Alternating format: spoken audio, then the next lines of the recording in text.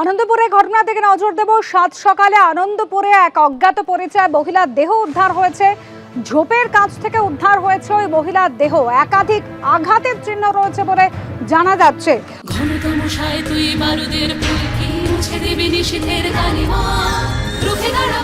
একজন মা হয়ে বলছে, সফল জীবনের জন্য যেমন চাই মজবুত হয়ে ওঠা শিক্ষা, মজবুত চুলের জন্য তেমনই চাই Alopex long and strong hair oil. খুন করে ফেলে রেখে গেছে বলে অনুমান করছে পুলিশ।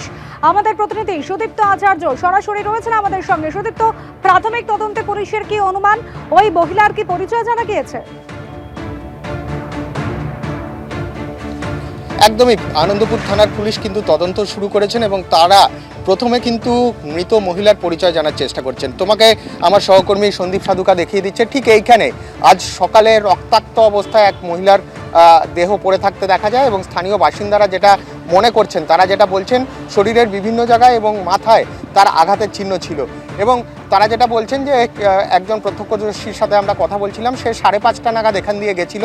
সেই সময় কিন্তু এইখানে দেহ পড়েছিল না এবং তারপর কিছুক্ষণ পর 6টা নাগাদ কিন্তু এই দেহ তারা দেখতে পান এবং আনন্দপুর থানার পুলিশে খবর দেওয়া হয় এবং পুলিশ এসে দেহ উদ্ধার করে নিয়ে গেছে। এবং তারা প্রাথমিকভাবে যেটা বলছেন যে এর আগেও আমরা জানি প্রমোটারের খুন হয়েছিল আনন্দপুর থানায়, আরজিকর কাণ্ড চলছে এবং তার মাঝে এইখানে তারা যেটা অভিযোগ করছে যে এই জায়গাটা কিন্তু একদম জনশূন্য অবস্থায় থাকে এবং এখানে রাতে কোনো আলো থাকে না এবং আশেপাশে কোনো বাড়ি নেই। তুমি দেখতে পাচ্ছ ইএম বাইপাস থেকে নোনাডাঙ্গা চীনা মন্দিরের দিকে যে রাস্তা গেছে, সেই রাস্তায় কিন্তু এই ঝোপের মধ্যে দেহটা পড়েছিল এবং স্থানীয় বাসিন্দারা বলছেন যে বেশ কয়েক ঘন্টা আগে তারা খুন হয়েছে বলে মনে হচ্ছে, কারণ দেহ কিন্তু শক্ত বা রিগার মর্টিস হয়ে গেছিল দেহে, সেটা তারা মনে করছেন।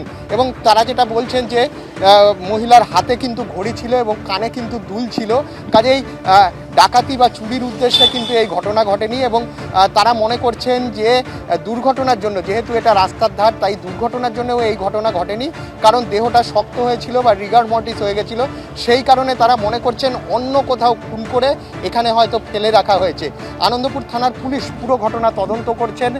তারা প্রথমে মহিলার পরিচয় জানার চেষ্টা করছেন এবং তার পাশাপাশি দেহ তো পোস্টমর্টমে পাঠানো হবে এবং মহিলাকে কোনো ধরনের যৌন নির্যাতন করা হয়েছে কিনা সেটাও খতিয়ে দেখা হচ্ছে। আমি সহকর্মী সন্দীপকে দেখাতে বলবো, এখনও কিন্তু আনন্দপুর থানার পুলিশ তারা কিন্তু এখানে মোতায়েন রয়েছেন এবং এলাকায় চাঞ্চল্য ছড়িয়েছিল এই ঘটনায়। স্বাভাবিকভাবে এই ধরনের একজন মহিলার মৃত্যু, যেখানে আরজিকর কাণ্ডের রেশ এখনও কাটেনি।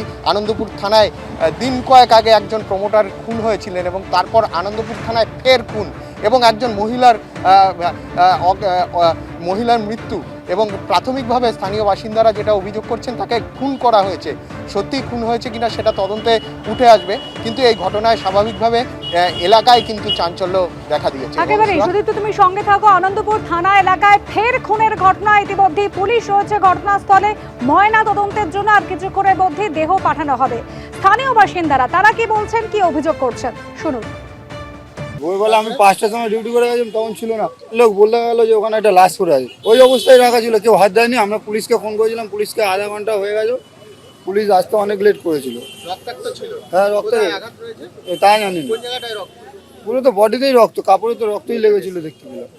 একটাও লাইট নেই, মানে এখানটা আপনি রাত্রিরে যদি যান মনে করবেন যে এখানে একটা ভয়ঙ্কর একটা পরিবেশ, মানে আতঙ্কে থাকবেন, এরকম জায়গায় তো ফেলবেন। এখানে আগের ঘরে ঘটেছে, অনেকবার মেরেছে এখানে, অনেকবার এখানে লাশ ফেলে গেছে। এখানকার লোকাল তো মনে হয় না, দেখে তো কেউ চিনতে পারলাম না, মনে হচ্ছে বাইরেরই হবে। ছাড়া মুখ ফুক সব জায়গায় তো দেখলাম দাগ। না খুন, এ দেখে তো মনে হচ্ছে খুন।